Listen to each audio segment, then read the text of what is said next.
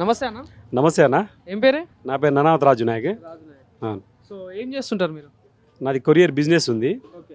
నేను ఎర్రగడ్డ నుంచి వచ్చా. ఓకే. సో ఇక్కడ జూబ్లీహిల్స్ నియోజకవర్గం. సో మరి జూబ్లీహిల్స్లో ఉప ఎన్నిక వస్తూ ఉంది. సో 3 పార్టీలు అయితే నువ్వా నేనా అనుకున్నట్టు పోటీకి అయితే ప్రచారంలో తిరుగుతూ ఉన్నారు.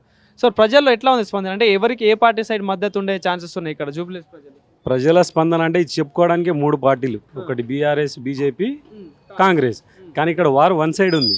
ఆ 2 పార్టీలు మర్చిపోయారు జనాలు. కాంగ్రెస్ పార్టీ లెక్కలకి లేదు, బీజేపీ పార్టీ అసలే లెక్కలకి లేదు. ఇక్కడ వారంతా వన్ సైడే ఉన్నది. ప్రజలలో పబ్లిక్ మేము వెళ్ళి ప్రచారంకి తిరుగుతూ ఉంటే మీరు రావాల్సిన అవసరం లేదు, మేము కేవలం కేసీఆర్ గారి బొమ్మ చూసి మేము గుద్దేసి వస్తామంటున్నారు. ఈరోజు తండ్రి కొడుకులు ఇద్దరు కలిసి ఈ కాంగ్రెస్ పార్టీని బొందబెట్టడానికే వాళ్ళు ఇద్దరు చాలు. వీళ్ళు ఎన్ని పాకులాడినా కూడా అక్కడ చిన్న శ్రీశైలం యాదవ్ గారు, ఇక్కడ నవీన్ యాదవ్ గారు, వీళ్ళిద్దరు చాలు. ఇక్కడ నియోజకవర్గంలో కాంగ్రెస్ పార్టీ మొత్తానికి సర్వనాశనం చేయాలంటే వాళ్ళిద్దరు నోటి దుల చాలని చెప్పి ఇక్కడ జూబ్లీహిల్స్ ప్రజలకు అర్థమైపోయింది. కాంగ్రెస్ పార్టీ మొత్తం పొందబెట్టడానికి హైడ్రా రంగనాథ్ ఒకరు చాలు. ఆయన వచ్చినప్పటి నుంచే రేవంత్ రెడ్డి గారిని చెడుగా చూపించాలనే ఒక ఉద్దేశంతోనే చేస్తున్నాడా, లేక రేవంత్ రెడ్డి చెప్పినట్టు చేస్తున్నాడా? ఇది 2 విధాలుగా కాంగ్రెస్ పార్టీ ఆల్రెడీ తెలంగాణ రాష్ట్రంలో బొందబెట్టేసిరు. కేవలం ఏదో నిలబెట్టిరు, మేమేదో చేయాలి. కాంగ్రెస్ పార్టీ ఈరోజు జూబ్లీహిల్స్ నియోజకవర్గంలో గెలిస్తే రేవంత్ రెడ్డి గారి సీటు ఇంకో 1-2 నెలలు ఎక్స్టెండ్ అవుతుంది, లేదంటే నా సీటు జరుగుతుందని ఇక్కడ వాళ్ళు ప్రయత్నాలు చేస్తూ ఉన్నారు. వేరే ఏం ఉద్దేశం లేదన్న. పథకాలు ఎట్లా ఉన్నాయి అంటే 2 ఏళ్ళు అవుతా ఉంది కాంగ్రెస్ ప్రభుత్వం వచ్చి, మరి పథకాలు అమలు అవుతా ఉన్నాయి, రేషన్ కార్డులు ఇస్తూ ఉన్నాం, సన్న బియ్యం ఇస్తూ ఉన్నాం, ఫ్రీ కరెంట్ వస్తూ ఉందని చెప్పేసి అన్ని పథకాలు చెప్తా ఉన్నారు. సో మరి ఏంది మరి మీకు మీ ఇంట్లోనే చూసుకుంటే అంటే అందుతున్నాయి ఈ వీళ్ళు చెప్పే ఏదైతే 6 గ్యారంటీలు 420 హామీలు ఉన్నాయో, ఈ 420 హామీలో వీళ్ళు నోటికి అడ్డు అదుపు లేకుండా హామీలు ఇచ్చేసారు.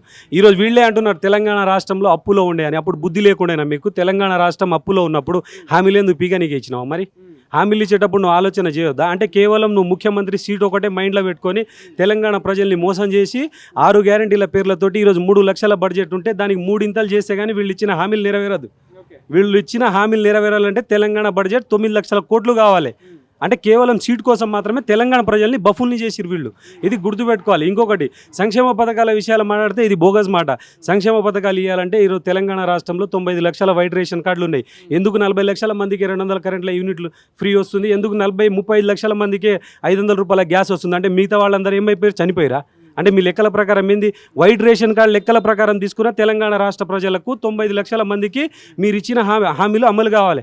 ప్రజాపాలనలు తీసుకున్న పేపర్లు ఏమో ఫ్లైఓవర్ల మీద ఎగిరిపోయి మిర్చి బండిల దగ్గర మిర్చిలు తిన్నీకే, వైన్ షాపుల దగ్గర పుట్నాలు తిన్నీకే మీరు అమ్మిపడదొబ్బీరు. ఇవన్నీ పేపర్ సిస్టమ్ లేనిది ఆన్లైన్ డిజిటల్ సిస్టమ్ అయిపోతే ఈయన వచ్చినాక మళ్ళీ పేపర్ సిస్టమ్ తీసుకుపోయాడు. కలెక్టర్ దగ్గర పోయినా, ఎంఆర్ఓ దగ్గర పోయినా, మీ సేవ దగ్గర పోయినా పేపర్ మీద రాసి ఇమ్మని చెప్తున్నారు. అంటే వీళ్ళు ఇంకో 60 సంవత్సరాలు వెనక్కి తెలంగాణను తీసుకుపోవడానికి తీసుకొని పోయిరని చెప్పడానికి ఇది బెస్ట్ ఉదాహరణ. ప్రజాపాలన అంటా ఉన్నారుగా ఇప్పుడు. అంటే 10 ఏళ్ళు కేసీఆర్ అప్పుల రాష్ట్రం చేసిండు, మాది ప్రజాపాలన అందిస్తున్నామని చెప్పేసి అంటా ఉన్నారు. సో ఎట్లా ఉంది మరి ప్రజల్లో? అన్న, ఇది ప్రజాపాలన కాదన్న, ఇది పనికిమాలిన పాలన.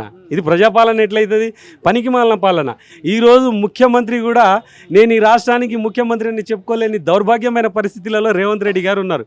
ఈరోజు ఒకటి జూబ్లీహిల్స్ ప్రజలకి ఒక విషయం చెప్పాలనుకుంటున్నాం.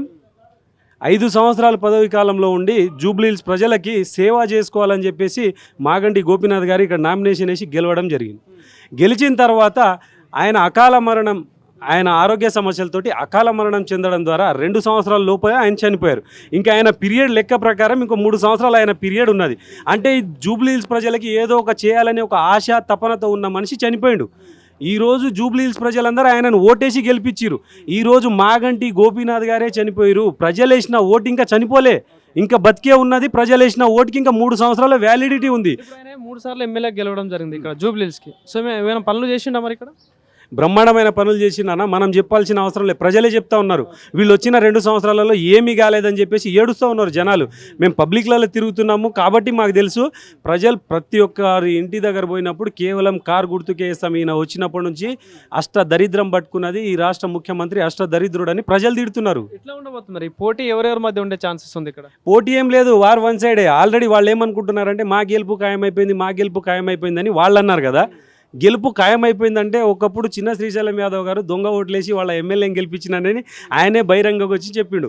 అట్లాంటి ప్లాన్ ఏమైనా చేసి దొంగ ఓట్లేసి మేము గెలిపించేస్తాంలే అనే ధీమాలో వాళ్ళు మాట్లాడుతున్నారు. కానీ ఈడ అఫీషియల్గా బీఆర్ఎస్ పార్టీ గెలుస్తున్నది, కేవలం మెజారిటీ మాత్రమే బాకీ ఉన్నది. వాళ్ళు ఎన్ని మాట్లాడుకున్నా సైలెంట్ ఓటింగ్ మొత్తం బీఆర్ఎస్ పార్టీకి పడతాయి. బీజేపీకి ఛాన్స్ ఉంటుంది ఇక్కడ అన్న బీజేపీ ఓన్లీ సెంట్రల్ వైజ్గానే చూస్తారు. ఇక్కడ రాష్ట్రంలో బీజేపీ లేదన్నా. బీజేపీ నాయకులు కూడా రాష్ట్రంలో కలిసి ఎక్కడ ప్రచారం చేసే పరిస్థితులు లేవు. వీళ్ళు 8 మంది ఎంపీలు ఉన్నారన్న. ఏం పొడిచి తెలంగాణ రాష్ట్రానికి? కాంగ్రెస్ పార్టీ 8 మంది ఎంపీలు, బీజేపీ పార్టీ 8 మంది ఎంపీలు. ఈరోజు బీసీలకు 42% రిజర్వేషన్లు కావాలంటే మీకు సిగ్గు శరం ఉంటే ఈ 16 మంది ఎంపీలు మేము సచ్చుడో బీసీలకు 42% రిజర్వేషన్ వచ్చుడో అని చెప్పేసి ఢిల్లీలో జంతర్ మంతర్ దగ్గర ధర్నా కూర్చోమని దమ్మున్నదా? తీన్మార్ మల్లన్న బీసీ అని మాట్లాడతాడు. రేవంత్ రెడ్డి బీసీలకు నేను మేలు చేస్తాను, నాకు పాలాభిషేకాలు చేయండి, నేనే మోతేపరిని, బీసీలకు నేను మహానీయుని అని చెప్తాడు కదా. రేవంత్ రెడ్డికి నేను సూటి ప్రశ్నిస్తున్నా.